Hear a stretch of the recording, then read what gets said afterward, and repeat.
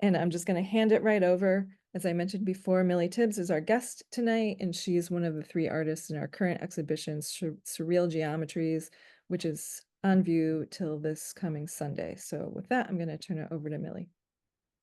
Hi, everybody. Thank you guys so much for coming out. I'm gonna give a little talk about the work that's in the show and sort of the trajectory of getting to that work and then what's happened since then.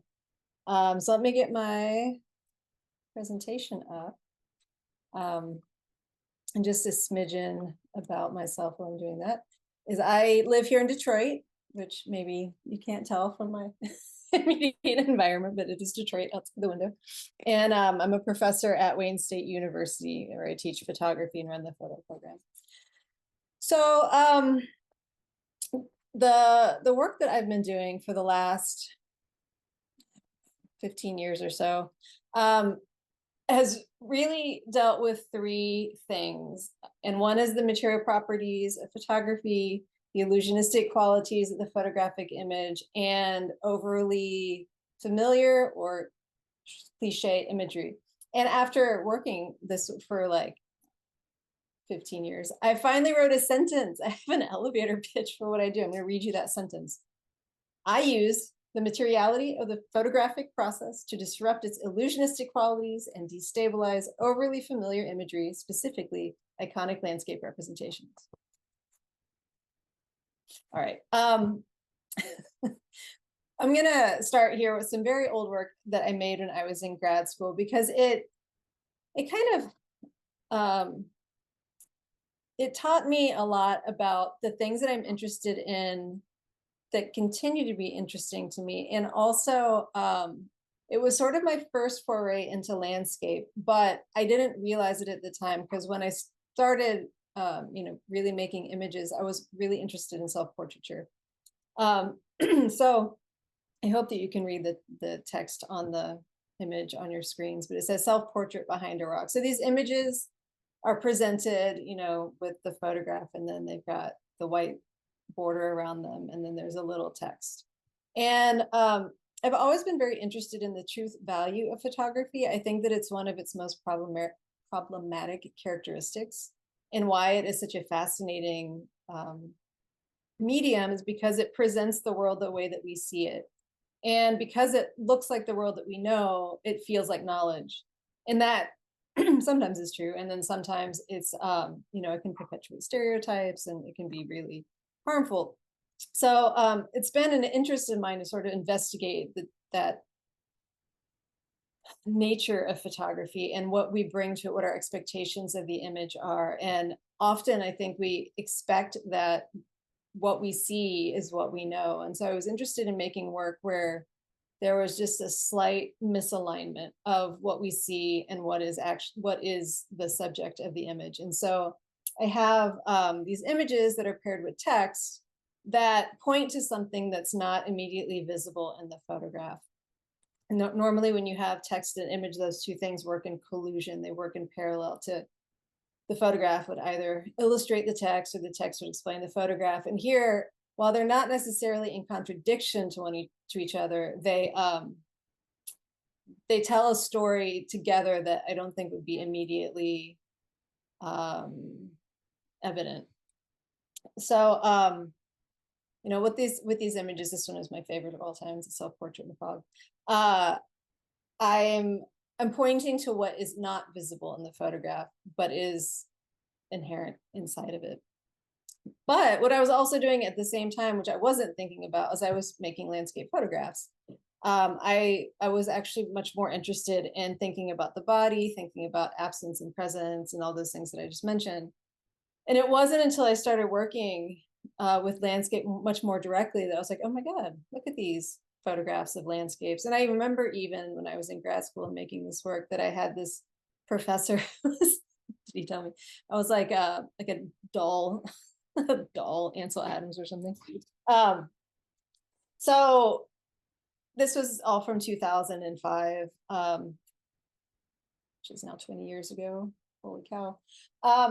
A lot happened between this and what we're going to get to, and it involved unicorns to pivot from self-portraiture into landscape. if you're curious, go to my website. But now I'm going to get into a little bit more of the things that I'm more currently working on and thinking about. So like I mentioned before, one of my primary concerns with photography is how it functions as a perspective machine and how it, so let me say this in a different way. I consider the beginning of photography to be the invention of perspective. So around 1400, when during the Renaissance, there was this formula for creating the representation of three-dimensional space on a two-dimensional surface. I think photography is the apotheosis of this drive to represent the world the way that we see it. And it's interesting that stereoscopy didn't stick as much as, you know, the monocular lens, because that really does mirror the way that we see the world. But in any case, so I'm really interested in the camera as this perspective machine. And that'll come into play as I move through these slides. Another thing that is one of my primary interests is the history of landscape representation. And I'm particularly interested in American landscape representation, in that it shows these idealized wildernesses that are usually bereft or absent of inhabitants, and how this imagery became so tied to patriotic notions of nationalism. These images are tied to ideas of manifest destiny, the idea that the white settler was destined by God, or ordained by God, to move out and expand into the Western territories. And not only was it, you know, destined by God, but it was inevitable. And I'm interested in the idea of the sublime. And there's a lot of definitions of the sublime. I think with the Hudson River School, it deals a little bit more with the terrible delight of seeing like the storm on the horizon, but from a safe view. So there's like this horrible thing, but the joy of being distanced from it. So it's kind of, we're in awe of it. I use a slightly different version of the sublime, which is the idea, things that are so grand or awe-inspiring that we can't quite make sense of them. So like ideas like, I don't know, the size of the universe, or I don't know, infinity, things that we can't quite wrap our heads around. So with this representation, I am interested in it because it taught us how to see the landscape and how to represent it. And the language of painting then starts to inform the language of photography. So this is a Carlton Watkins, you know, from 1861, early wet plate imagery with his mammoth camera. And I imagine I'm speaking to photographers, and I apologize if I'm telling you things you already know, but this image I think is really fascinating. You know, it's taken in Yosemite from what is now basically a parking lot, that tunnel view that looks into the valley. But this image inspired the painting by Albert Bierstadt, which is off the cuff. I love this painting so much. It's just bananas how romanticized it is. And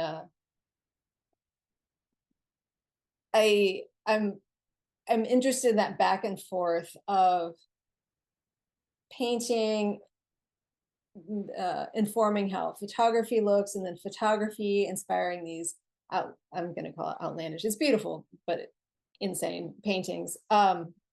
So when I started working with the landscape, I was really thinking about the American landscape specifically because I'm American, and it's interesting that there are landscapes that I had never been to, but that were so familiar, they were part of my like cultural identity. And I was interested in that sort of symbolic value of the landscape. And then also the symbolic value of the American West is this place that, you know, up until about 1880 was seen as the future, this movement away from the East, which was looking back towards Europe. The West was looking forward into the future of America. And then as the rail connected the East and the West of the United States, all of a sudden, the West became this nostalgic place of the past. So like the American West, symbolically at least, is never quite lived in the present, which I think is really interesting. Here we have, you know, like a ever so slightly more contemporary representation of that very same view. And the only difference between this image and the Carlton Watkins is the clouds, because Carlton Watkins was working with wet plate collodion, which is not sensitive to red light, only to blue light, or should I say it a different way? It's sensitive to UV light, but clouds kind of blow out the plate. And here, Ansel Adams is using the polychromatic film. So you're getting like dramatic clouds. I'm sure he's going to get filter as well, which is really, what makes his images stand out against the history of photographs that were made in Yosemite, which, as far as I'm concerned, is like, point zero of landscape photography. I think there's like little tripod holes just drilled into the ground in this spot. There's been so many photographers each decade photographing the same spot in the exact same way. So anyways, these are my interests. And this is what I'm coming to photography with, is like this interest in landscape, the perspective, machine, the cameras, but I'm also really interested in the materiality of photography and the print as object and the chemicals as a part of the process. I mean, what I'm about to show you is digital, but all these things end up being something that I'm really fascinated with. So this is my, adding on to the never-ending list of photographers photographing Yosemite. So I went to that same vista point and photographed, the Yosemite Valley from sunset, and then folded the image, printed it, folded it, and rephotographed it. And this is from a body of work called Mountains and Valleys. And in all this work, I went to many national parks in the Western United States and photographed very iconic landscapes, and then printed them and folded them and imposed this geometry on top of these very familiar and organic landscapes. And what I'm interested in this work that has kind of become a thing that repeats itself throughout the work that I've made is these dual illusions inhabiting the same photograph. So there's like the illusion of the expansive space of the landscape, but then there's also the illusion of the folded paper that I'm rephotographing. So that the final print is just a flat, straight photograph of a piece of paper that's folded that has the landscape on top of it. And here's a few other images from that series. This is also in Yosemite Half Dome. And then Colorado National Monument thing. So we move on to the work now that is in the exhibition in at Halide Project right now. And it's a body of work called Mount Analog. And I got really interested, like I said, thinking about the sublime when I was making the Mountains and Valley work. And also there's some other bodies of work that I'm not going to show you, but again, you can look them up on the website. But I was interested in impossible geometries, of irresolvable perceptual abstractions have been a part of my work previously. But instead of thinking about a region, I really wanted to focus on the symbolic value of a landform. And I was really fascinated with the mountain. I grew up on the foothills of the Appalachian Mountains, and it didn't occur to me how much that had really influenced how much I like to be out in the mountains. And then the great thing about photography is you can just go to the places you want to go if you want to photograph them. You're like, oh, I'm going to make a project about mountains. I need to go to them. So with this body of work, I took the title from the novel Mount Analog by René Dumont, in which a series of allegorical characters are gathered by this man whose name is Dr. Sogol, which is logos spelled, well, logos, logic in Greek, logos spelled backwards, Sogol. And they are searching for a mountain that is higher than Mount Everest, that literally bridges heaven and earth. But the author, René Dumont, died as he was writing the novel. And the part where he stopped writing was as these characters were ascending this, this mountain, that fictitious mountain, because it does not exist in our real world. So I thought that was really interesting. I mean, if you're going to die, I guess that's the way to do it, right? Just like the super cliffhanger. But anyways, I wanted to use this title and reference the novel because of the way that we try to rationalize and tame those things that exceed the limits of our perception. So I took my large format, my 4x5 camera, and I went into the Swiss Alps. There were two mountain ranges that I wanted to photograph, the Swiss Alps and the Himalaya. And I was interested in those mountains because they're, in many ways, they represent very different ways of looking at mountains. And I would say universally, throughout most religions and cultures, the mountain is a thing that bridges heaven and earth.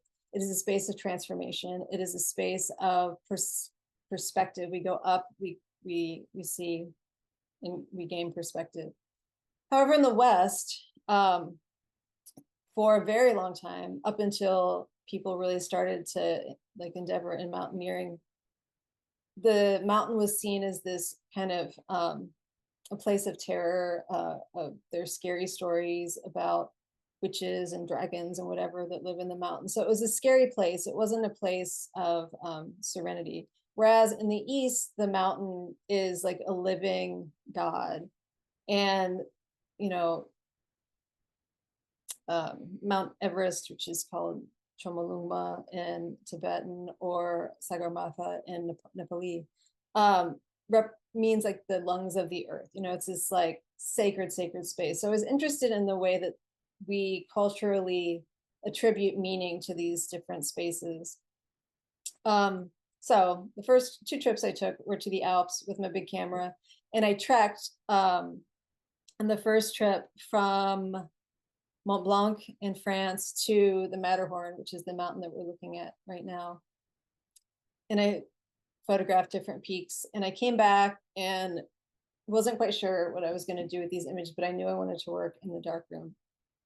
And I started to create these platonic solids. So these are the platonic solids, right? Our tetrahedron, octahedron cube, or hexahedron, excuse me, whatever, you guys can read. And I think that these shapes are very interesting because they're these very ideal shapes. They don't really exist in nature per se, but they kind of also do at the same time, but not probably in such perfect forms.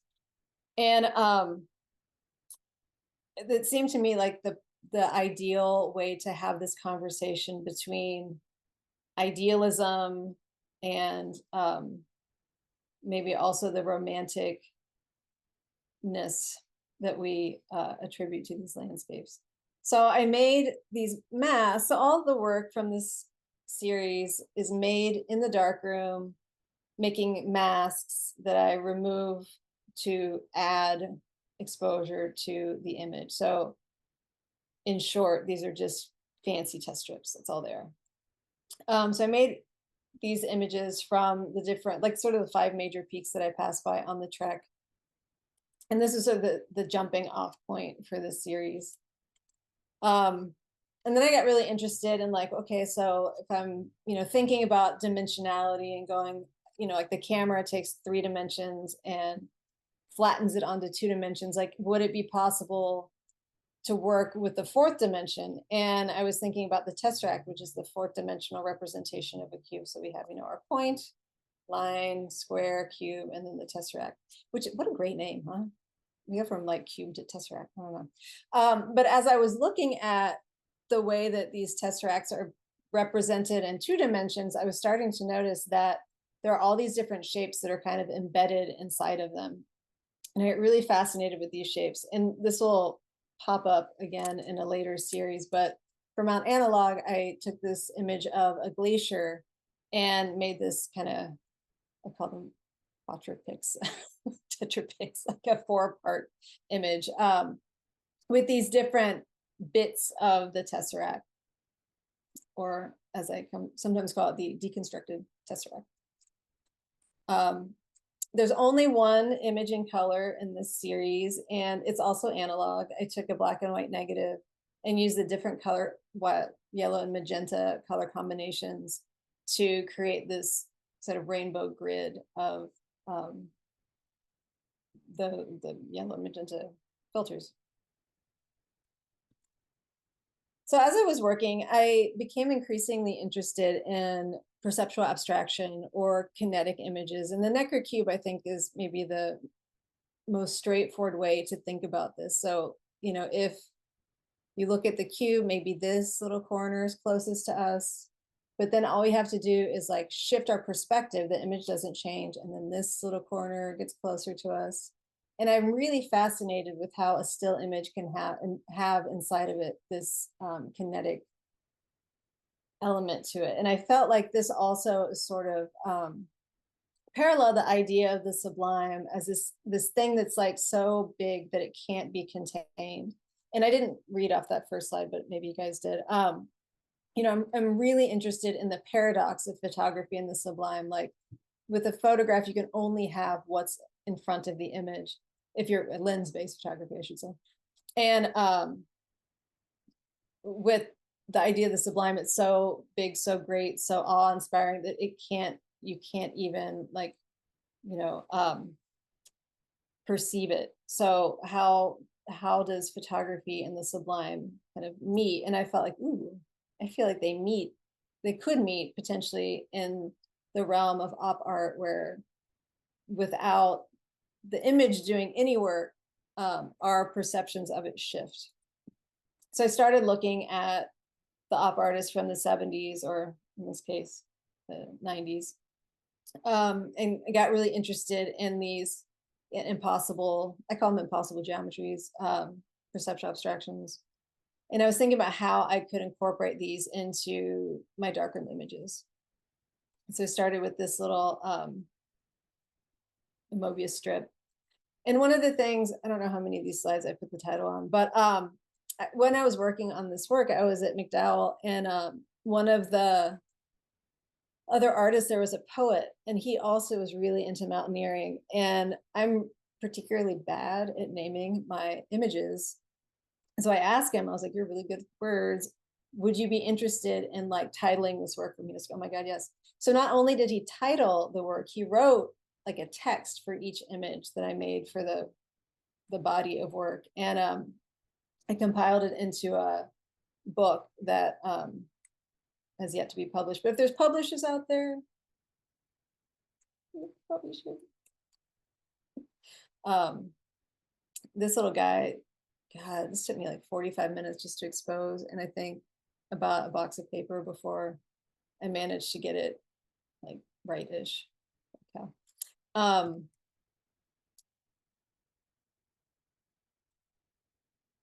And after a while, I got also interested in using the frame as an echo for the geometries that are happening inside of the imagery. So I was able to find a framer here in town who would build these custom design frames for me. When I show this work, I like to have it sort of in conversation with the architectural space.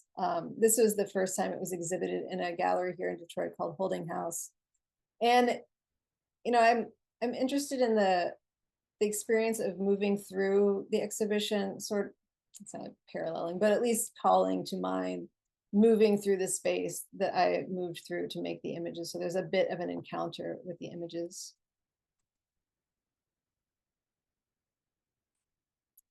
So the second part of the work is in the Himalaya, and I hiked to the base camp of Mount Everest. And it was like, I don't know, it's probably like the most remarkable thing that I've ever done. I didn't have a guide or a porter, and I carried my own stuff, which maybe in some ways, I didn't get as much cultural information as I could have if I had had someone telling me about the different places that I was visiting. But what I did have was a remarkably just introspective experience with the landscape, to the point that I was reluctant to really give these images away in a very straightforward way. So as I was working through these images, I wanted to create some sort of veil or something that would that the viewer would have to work through in order to see these spaces, because the experience of being up in those mountains was so extraordinary. It was so extreme, so beautiful. I wanted the viewer to have like a parallel experience, I guess, but not just see the mountains on a surface level. So I solarized the images in the darkroom, and I used the same masking system that I used before.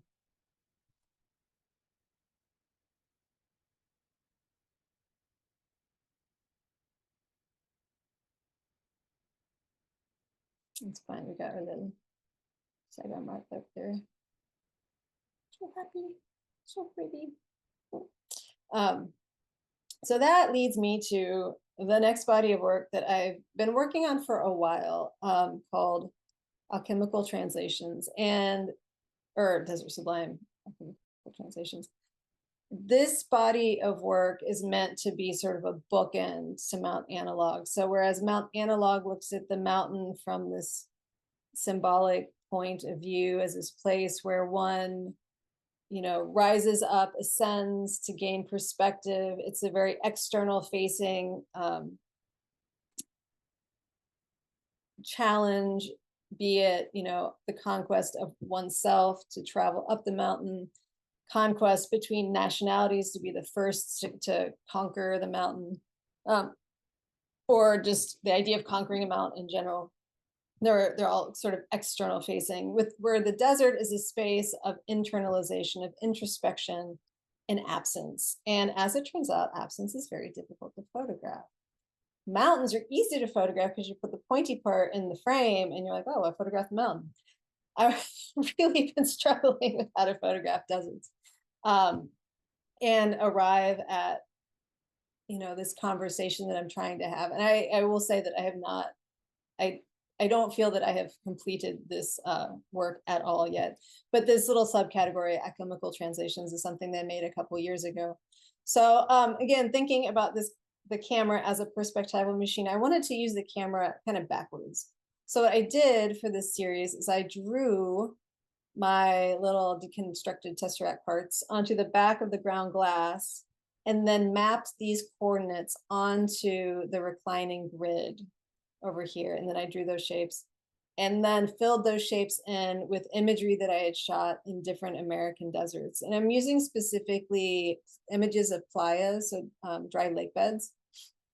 So the idea, I think what is really interesting about them is that, like, again, the desert is always a lack, it's an emptiness, nothingness. And so a playa is a place where there was water, but now it's pointing to what there is no longer, right? So it's pointing to the fact that it was a lake when there's really no water left. And they're just beautiful textures, like really fascinating ways that the earth dries up. And I'm starting to think a lot of it is salt-based. Talk about that in a minute. So anyways, this is how the work was made. And then I used a wet plate. This is what the images look like if you're to look at them straight on, right? So they have this forced perspective because they're reclining on that surface. And this is the wet plate that I made in the camera. So I was interested in using the wet plate collodion process because it was the first photographic process that allowed photographers to go into the landscape and take images. So to me, that has like a very heavy relationship to landscape imagery.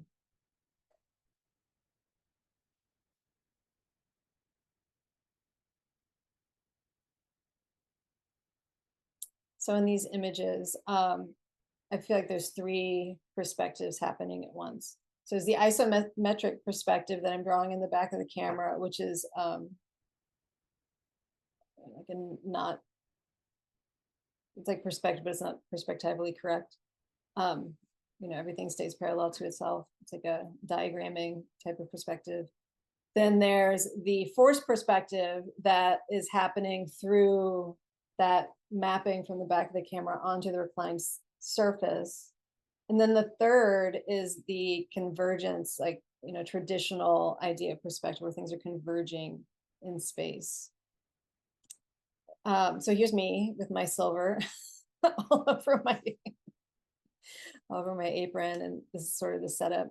This is at a residency in Nebraska. God, it was so much fun to turn a studio into like a wet plate darkroom. And just some images of the darkroom for the photo nerds out there. here's a series of the final plates and some of my drawings and mapping. Like I would do like little XY coordinates, and then I'd have to like flip, and I don't know. I feel like I've become so brain dead in the last year that I could probably not make this work ever again, but fingers crossed, maybe I could. So I took not only a wet plate when I was making those images, but I also took an 8x10 negative, and at a different residency. And yes, I make all my work almost exclusive at residencies because up until recently I've not had a place to work here. But this is a place called Monson Arts in Maine, and Todd Watts has, not Watts, Todd, oh my God, I forgot his last name, but it's the Todd Watts photography. No, he's Watts. Yeah, sorry, it's Abbott Watts is the name of that particular sort of fellowship inside of the residency, because Todd had worked for Bernice Abbott, who lived next door. So the residency is named after them both. But anyways, Todd Watts has these old military 8x10 enlargers, which are amazing. So I was able to make 8x10 prints from the 8x10 negatives. And he had built this like crazy drum processor, which is like he designed and patented. So cool. We can sort of get a sense of scale. And he's also like 6.5 feet tall. So everything in his darkroom is made for his size. My size. Like a little kid reaching over the darkroom sink. But we sort of get a sense of the scale there. And there's just like one of our little artist talks and installations. Just again, I don't have great documentation of this right now, but that's sort of what those images look like. So this is all still kind of a work in progress, the desert stuff. I want to revisit the negatives that I've taken. I've been going back to the West every chance I get with the camera and photographing more of these playas. So that is how I'll be spending hopefully the rest of the summer, at least soon, because I've been building a darkroom in my house over here. And to sort of end, I'm a little short, but it's okay. I just finished the Arctic Circle residency, which is a ship-based residency where I think there's about 30 artists live on this boat, a schooner called the Rembrandt. And we, explore the coast of Svalbard. And I was there in April, end of April, early May, which meant that the snow was still on the ground, which is wonderful because we could actually get out and walk on a lot of these spaces, because when the snow is melted, a lot of the land is off limits because it's protected. So I've been processing my film for like the last, ever since I got back early May. It's taken me forever. But I'm hoping soon to make some work from this imagery as well. And one of the things that I think is so interesting, and this is where I was kind of alluding to earlier, that the frozen salt water has a lot of the same patterns that you see in the dry desert with these little ridges. And at first I was like, why is that happening? But then I guess maybe it's the way salt freezes and dries. I don't know if there's scientists out there, you guys can tell me when I finish up. But yeah, so well, there we go.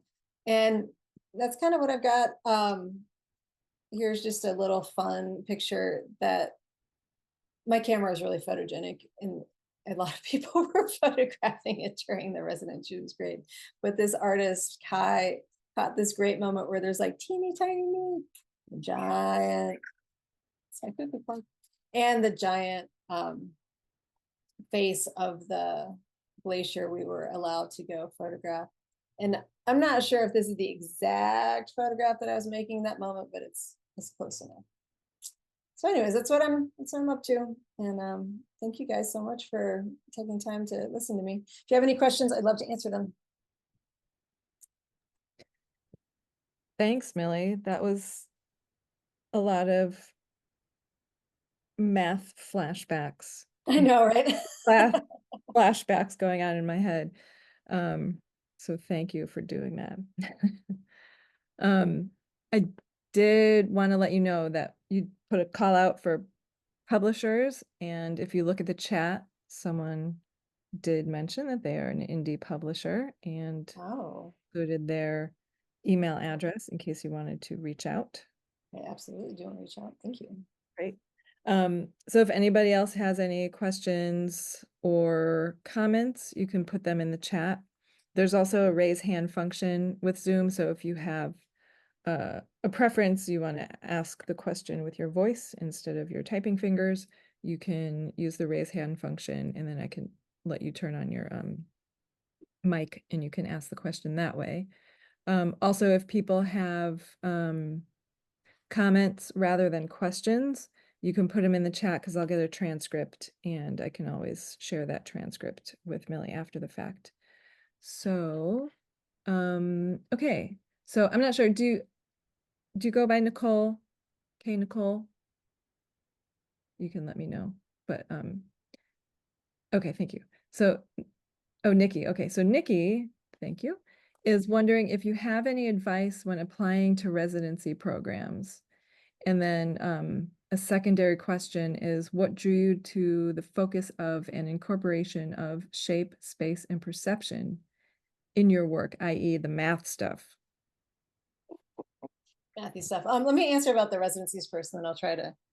Yeah, that's a little bit more straightforward. I have to think for a second on the second part. In terms of residencies, I think, choosing places that either have a location that is going to be interesting or inspiring to you is really useful. So a lot of the residencies that I've done have been in places that I really want to go to, be it out west or up in the Arctic. And, while I don't know that I've ever been to a residency where they held me to the project that I submitted, I think that when you're writing those project proposals, having a very clear idea of why you want to go there is really important. Or similar, like the Monson residency, where there was equipment that I knew I wanted to use, and I wasn't going to have access to that anywhere else. So just making clear that why you want to go to the place you're going to. Sometimes you just need time and space to make work. Sometimes you might just want the exchange with other artists, because that's really important too, and it's a great way to build community across the world because you meet so many amazing artists. So I would say that those will help support a good application. And just having, like, in all things, when you apply to things, just like a solid portfolio to show that's specific and not too kind of branched out, like you kind of hone in on one thing more or less that you've been working on, that shows depth and consistency. What drew me to the incorporation of shape, space, and perception of my work? I think that I am really interested in the way that we as humans try to make sense of things. And I think math is one of those things where we take very abstract concepts and apply them to a really messy world. And I think that's really fascinating. So, the earlier work that I was making certainly dealt with geometry. The folding of things it not necessarily has to be geometric. I guess you could crumple, but I was interested in geometry. Creating that like rigid form on top of a much more organic space, and how those two things then are in conversation with each other. And I think, in regards to the mountains and valleys work, I was going to like very mediated spaces. The national parks are beautiful, but they're highly, highly mediated.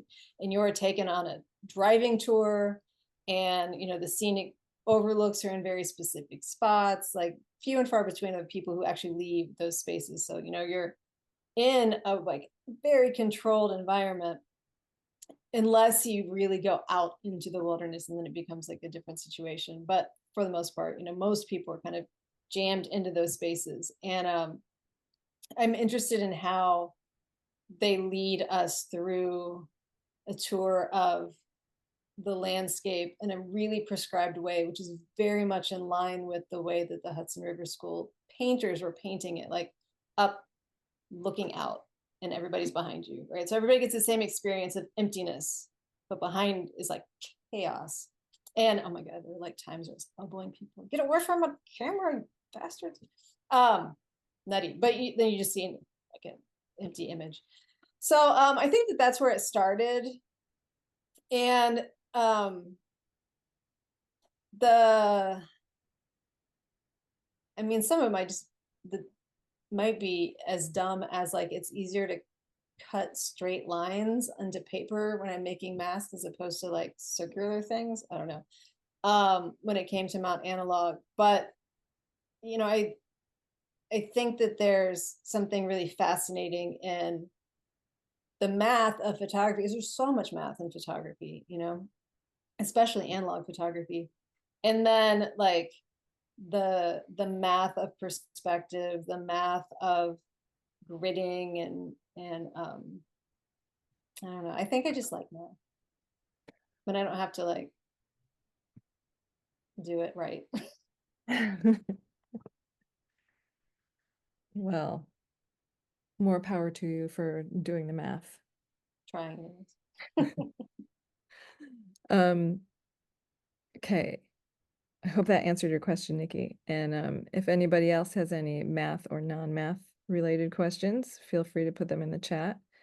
I was curious, you know, you're shooting with your 4x5. When you go on these longer excursions, do you take like backup cameras? Is your 4x5 your only camera? Do you only travel with that camera? Like, what is your...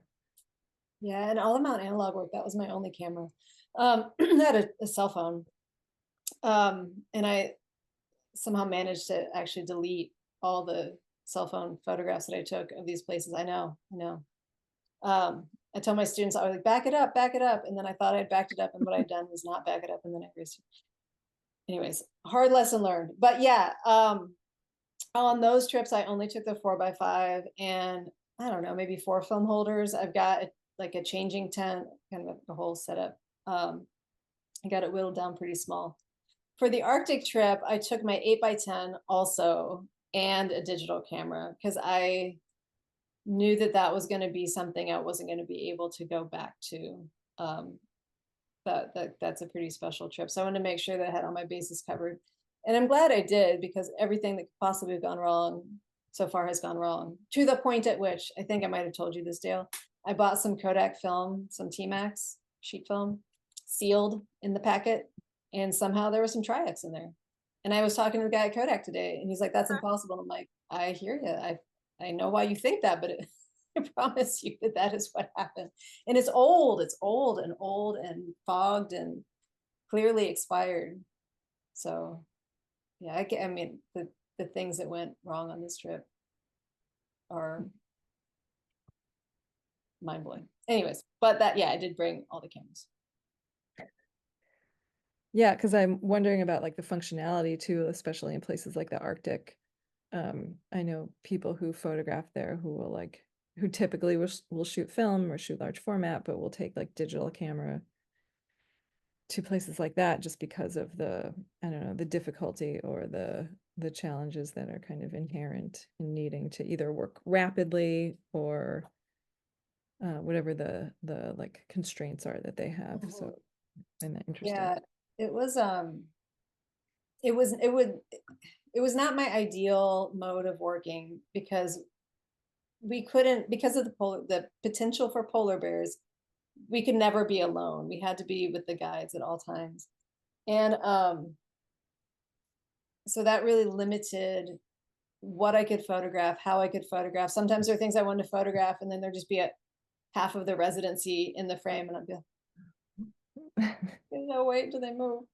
And then sometimes we take these really great hikes, but then I didn't want to bring, I certainly didn't bring the 8x10, that bugger's heavy, but sometimes I didn't want to bring the 4x5 because it takes so much time to set up compared to the other photographers who had, and there were a lot of photographers on this trip, who had their digital cameras. So yeah, for sure, it was challenging. How I think now that I processed all the 4x5 film, I have what I want, and I'm just starting to process the 8x10 now, and I'm pretty excited. well, the few images you had in the slideshow looked amazing. So yeah. It's hard to go wrong with ice. It's so pretty. So cool. Well, I did, like you were pointing out the shapes, like how the saltwater ice was kind of contracting or making those kind of almost circular Mhm. patterns, and similar to the way that the desert sand like cracks in those shapes and patterns, which is really it's pretty it's unique to those places and Mhm. very like specific to those places, very interesting visually. So yeah. Um, okay, so anybody else have any questions? This could be the last chance, last call for questions. Just a reminder, while I'm waiting to see if anybody puts any last minute questions in the chat, just a reminder of our upcoming workshops, including that virtual one for people who are or aren't close to Philly. For those of you who are close to Philly, the show that Millie's in, Surreal Geometries, closes on Sunday. So you could get in touch through the website to make an appointment. And then our next show, which is our 10th anniversary show, is opening on July, what did I say? July 18th. It's a Friday. So come to a workshop, come to a show. Millie? And oh, one of those wet plates is going to be in your 10 Oh, cool. anniversary show. Oh, awesome. Okay. Yeah, like the anniversary show, we've invited like all our current and previous exhibiting artists, um, our workshop instructors, our living image jurors. We're gonna most likely have a show in our downstairs space from including the work of our darkroom members to show what they've been up to in the darkroom. So yeah, it's going to be a really, really interesting show, and I'm excited to see that work, especially because it's different than what we have in the current show. So I love that. Great. So if no one has any more questions, I'd like to thank everybody who came tonight. And I especially want to thank you, Millie, for sharing your work and your insights and your math. All right. And on that note, good night, everybody, and thank you. Thank you all. It was nice to meet you.